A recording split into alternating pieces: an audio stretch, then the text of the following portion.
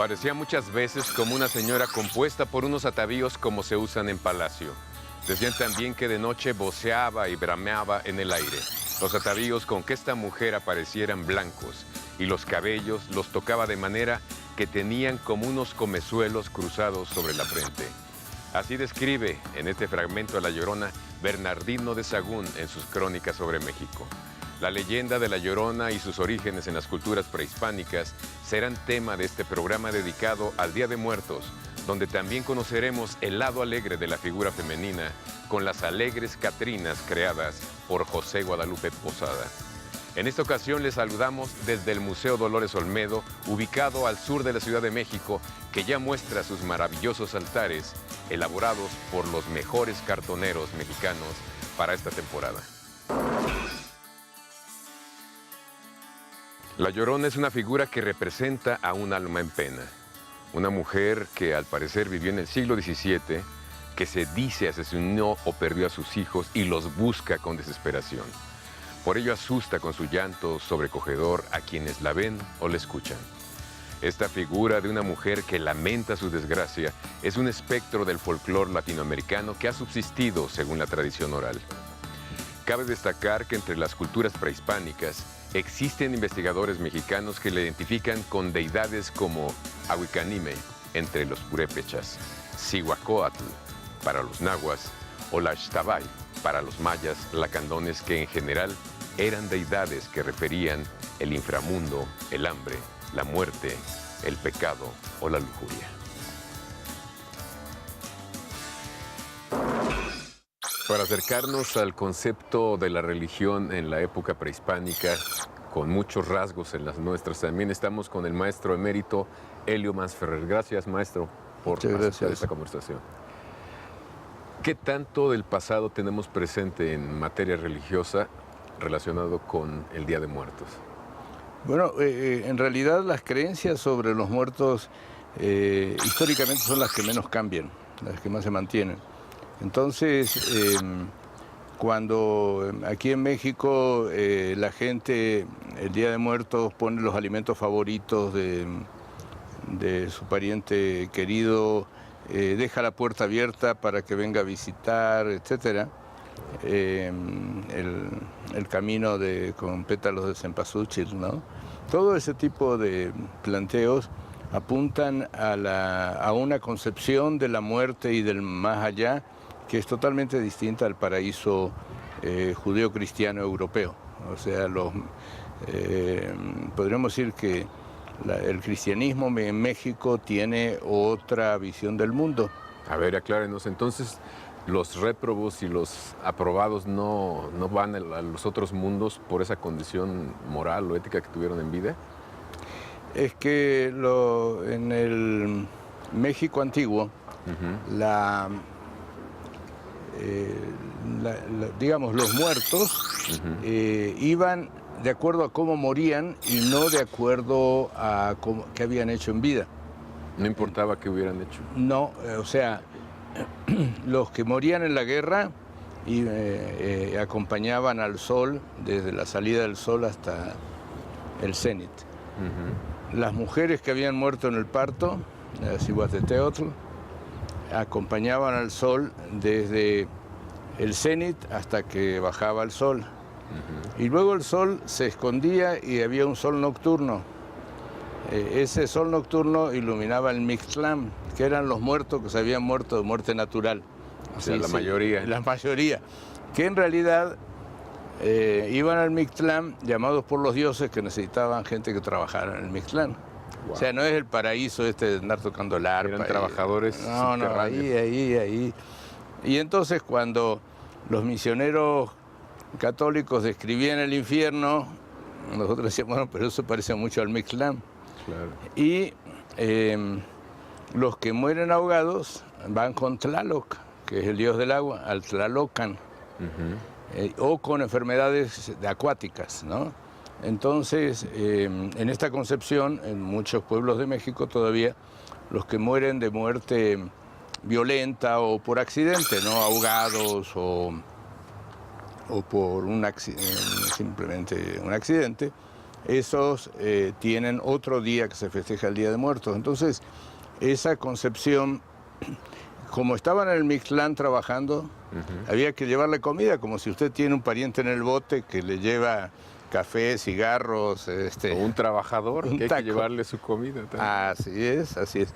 Entonces, de alguna manera, el Día de Muertos es el día que los vivos interactuamos con los muertos. Esa es la razón por la cual en el cementerio se llevan mariachis, etcétera, ¿no? O sea, o se va a comer con el muerto, ¿no? Y a beber también. Se va a beber, sí, se va a compartir. Entonces es una concepción totalmente distinta a la concepción europea del paraíso, ahí arriba de una nube tocando el arpa, o en el infierno ahí picando piedras. Debemos entender que son concepciones totalmente distintas y que en la cultura mexicana contemporánea subsisten muchos elementos podríamos decir, de las religiones anteriores al cristianismo europeo que llegó. Pero entonces, tanto la visión cristiana como la de los aztecas, digamos, a fin de cuentas quieren no terminar esta vida aquí, sino prolongarla de otra manera. Bueno, lo que pasa es que el alma en la concepción europea es un ente inefable, indestructible, pero que no tiene materia. Sí. En cambio, en la concepción mesoamericana no hay la concepción del alma europea, o sea, porque van los muertos y a los 4 o 5 años se desintegran. Entonces no hay un sentido de la trascendencia, de la eternidad, sino que entonces como ya se van desintegrando los que están en el Mixtlán, los dioses necesitan más fuerza de trabajo y entonces siguen reclutando personal en el mundo de los vivos y así sucesivamente. En un gran ejército de reserva. Así es, ¿no? Entonces es en realidad el sentido de la trascendencia, etcétera, es totalmente distinto. Y eso se ve cuando un dicho popular es, cuando la gente viene en una situación peligrosa, dice, íbamos con el Jesús en la boca. Claro, es cierto. ¿No? O que nos agarren confesados, ¿no? Claro. Entonces, de alguna manera, la gente tiene la idea que si grita Jesús ahí cuando se va cayendo al precipicio, ya se salvó, ya va al cielo. Wow. Pero en sentido estricto, un teólogo más o menos informado le va a decir, no, no es así. San Pedro va a estudiar todo tu currículum de tu vida, tu hoja de vida, y va a decir, no, aquí maltrataste a tu madre, ¿no? O sea, te vas para afuera. Entonces, esa concepción no es la concepción que la gente tiene. La gente cree que si se confiesa ya va al cielo. No es tan fácil.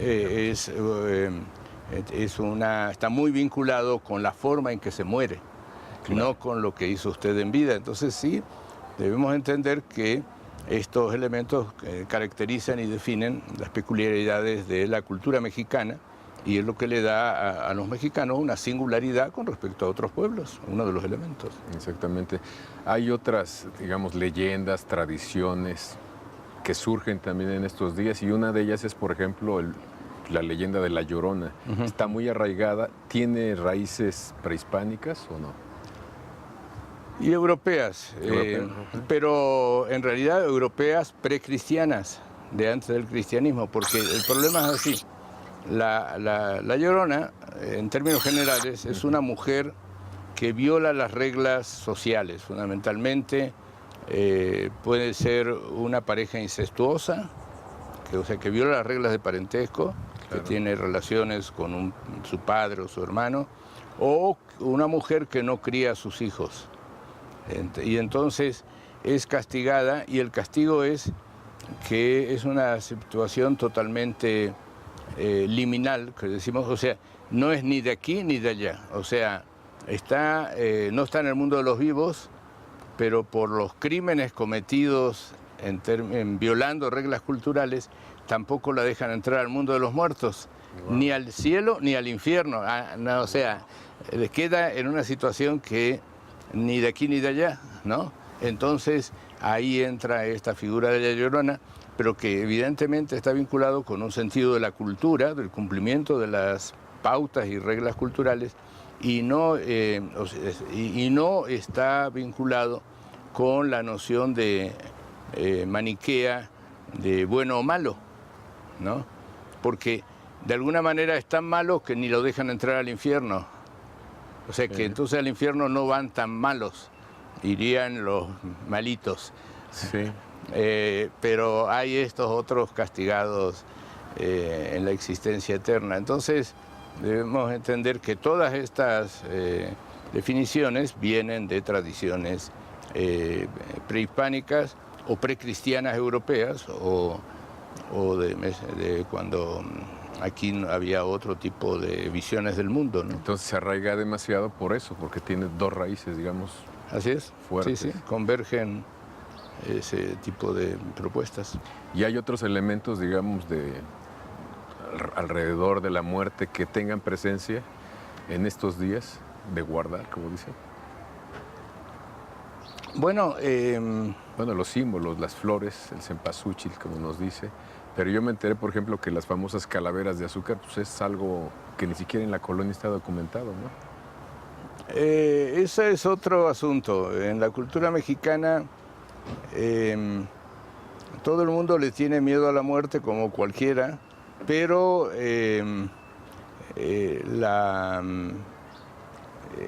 no en la cultura mexicana siempre se maneja el doble lenguaje. O sea, no le tengo miedo a la muerte, entonces soy tan amigo de la muerte que ando regalando calaveritas y entonces, porque no le tengo miedo a la muerte, pero sí le tengo miedo, ¿no? O sea, en general, en la cultura nacional es muy difícil explicar los miedos. Esta es una de las particularidades Por eso le damos vueltas siempre. Siempre se elude ir de frente y siempre, incluso la gente tiene reglas para evitar mencionar al chamuco, o sea, se lo utiliza por sobrenombres y el que está allá, etcétera, porque hay la idea que si se lo menciona lo va a escuchar y entonces se le viene encima y se lo lleva. Lo invocamos. Porque lo está invocando. Entonces lo está provocando y es muy poderoso.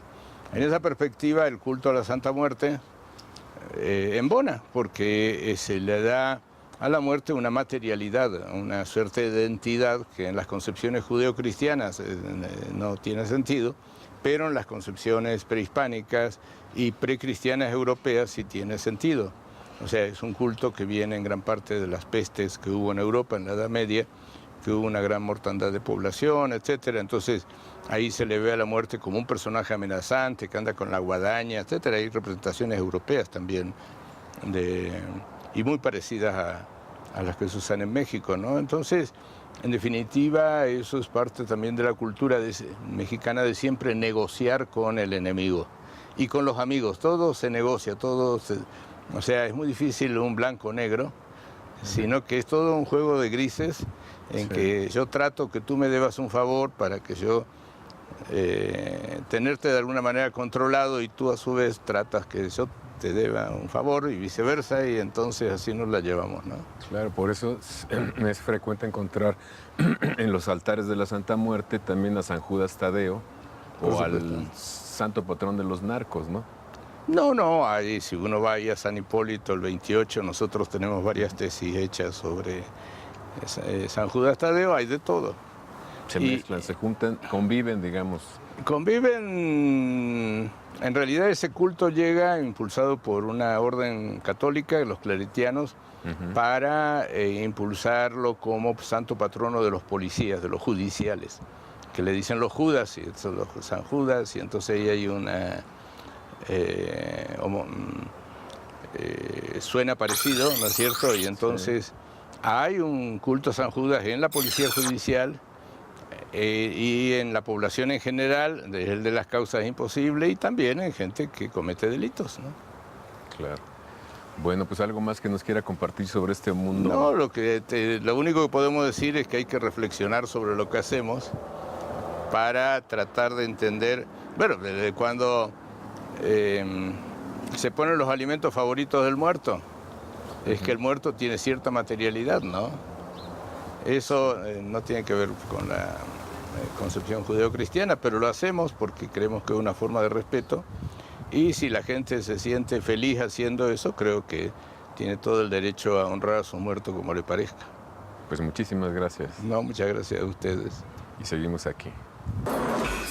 La calavera garbancera fue su nombre original, pero años más tarde, Diego Rivera la bautizaría como la Catrina, esta calavera sonriente y ataviada con un sombrero de plumas a la moda europea de entonces que cautivó a quienes la vieron aparecer en los grabados de su creador, José Guadalupe Posada.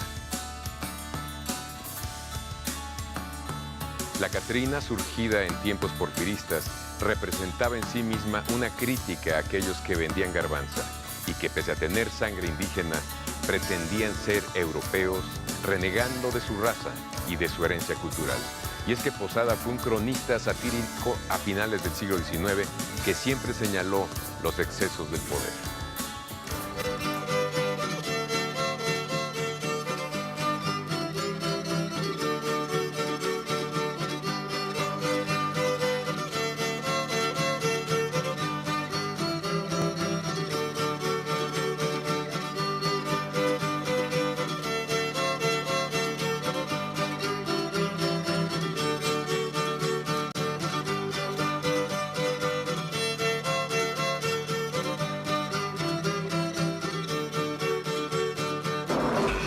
Adriana Jaramillo, cada año tienen una propuesta diferente para Día de Muertos. Ahora, ¿cuál es el concepto que vemos que tiene muchas salas? Pues la temática de este año es el mundo de los muertos y nuestra ofrenda lo que busca es honrar el legado funerario de diferentes civilizaciones ancestrales como la de Mesopotamia, la de Egipto, la de China, la de los pueblos nórdicos y de Mesoamérica, particularmente de la cultura maya. Hay un rescate también de ese trabajo artesanal que tiene que ver con las figuras mismas, ¿no?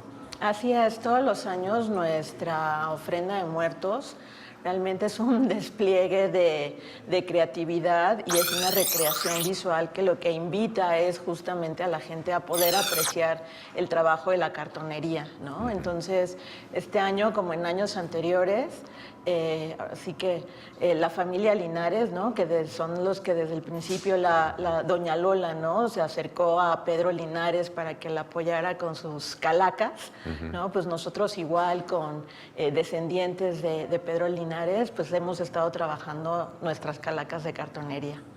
No, me parece estupendo. Veo que muchos niños, muchos jóvenes de escuelas vienen precisamente a ver esta ofrenda que es de las más vistosas y más bellas que se ponen. Pues sí, la verdad es que ya somos referencia en lo que es el rescate de las tradiciones de Día de Muertos, ¿no? Entonces sí, vienen muchas escuelas y nos da mucho gusto, ¿no? Que vengan chiquitos, que vengan de todas edades, ¿no?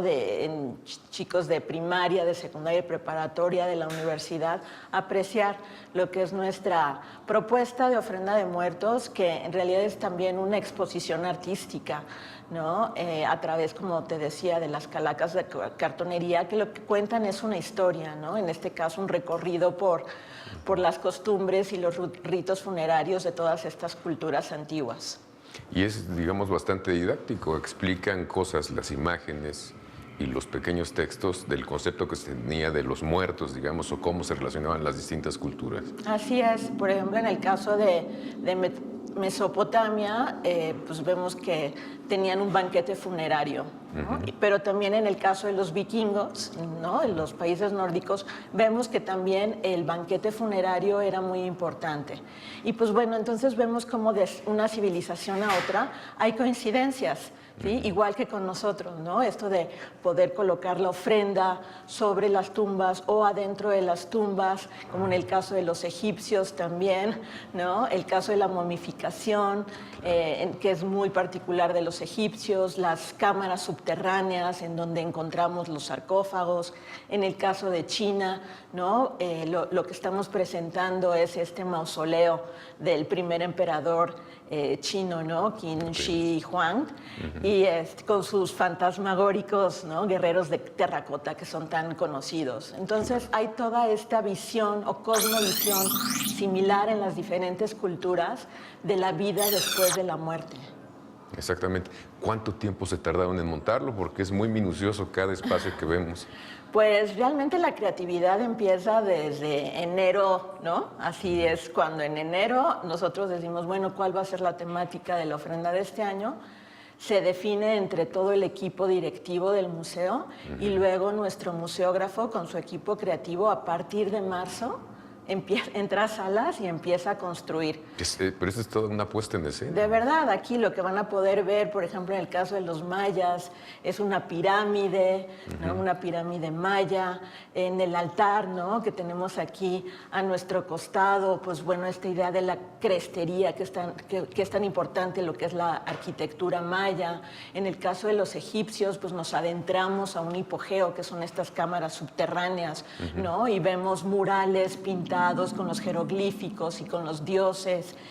Y también en el caso de los vikingos, ¿no? Ahí está, usamos mapping, ¿no? También estos sistemas audiovisuales para poder mostrar, por ejemplo, la cremación que ellos hacían en los barcos funerarios, en los dracars, ¿no? Y que la pila funeraria se va quemando. Entonces realmente es toda una recreación visual. No, y además son el uso de nuevas tecnologías para rescatar precisamente esas tradiciones. Así es, así es.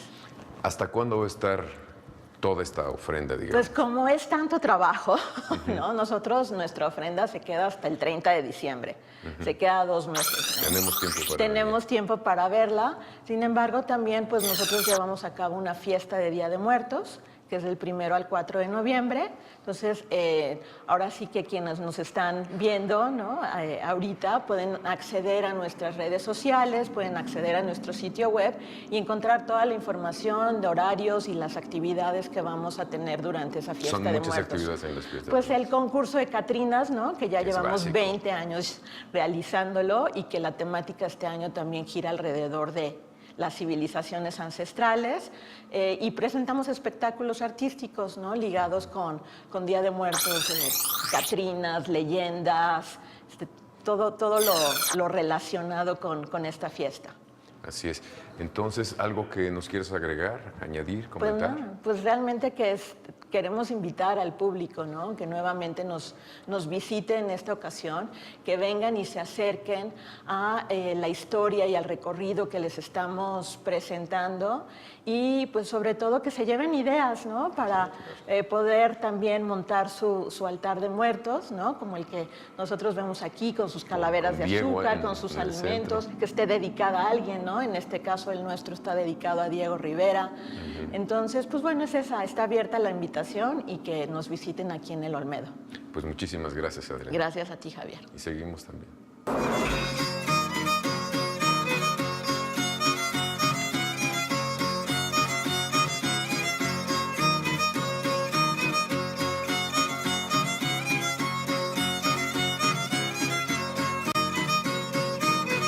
Y ahora en Novedad de la Patria los invito a escuchar el comentario de la escritora Marina Núñez. Hola, quisiera invitarlos a asistir a nuestra próxima Feria Internacional del Libro Infantil y Juvenil, que se va a llevar a cabo del 9 al 19 de noviembre en el Parque Bicentenario. Como siempre, más de 2.500 sellos editoriales, muchísimas actividades culturales, talleres, grupos de música, va a estar 31 minutos el grupo chileno y espero que toda la familia nos acompañe y asista porque va a haber oferta para todos ustedes. Y luego, en cuanto a libros, les quería decir que justo en esas fechas de la propia feria vamos a presentar varios. Uno de ellos son unos cuentos clásicos de Chejov que hizo para niños, Chejov, el escritor ruso. Nuevamente El Arreolario, que es nuestro homenaje a Juan José Arreola por su centenario, un libro muy divertido, sobre todo para jóvenes, escrito por Fernando Rivera Calderón e ilustrado por Gis. Y tenemos los últimos 2 números de otra colección también para jóvenes, que se llama Caja Chica. Uno habla sobre Internet y todos los peligros de la red, cómo acercarse a esa red y convivir en ella. Y la otra tiene que ver con las distintas mutaciones genéticas. El libro se llama Lamento decirte que eres un mutante. Luego hay otro libro que también recomiendo mucho, que ya está en librerías, pero que lo que pretende es celebrar la publicación de una novela muy famosa que se llama Frankenstein. Y alrededor de ella, Bev, el caricaturista, el ilustrador, hizo un homenaje invitando a muchas mujeres escritoras de distintas generaciones a hacer su interpretación de Frankenstein. Y salió un ejercicio muy lindo que además incluye ilustraciones, gráfica, y creo que puede ser muy divertido para acercarse a la obra. Y bueno, finalmente vuelvo a la feria, los esperamos ahí. Los esperamos también con otras novedades editoriales. Tenemos Los Piratas del Caribe, que es la serie de Salgari, que prácticamente vamos a acabar publicando los 4 primeros números. Y pues quisiéramos verlos alrededor de los libros, que se diviertan mucho. Llegamos al final de Cuenta Conmigo y les agradezco su atención. Los espero todos los jueves a las 8 de la noche. Y recuerden que para leer no se necesitan muchas cosas. Un buen libro a la mano, nuestra mente abierta y el espacio que prefieran. Gracias.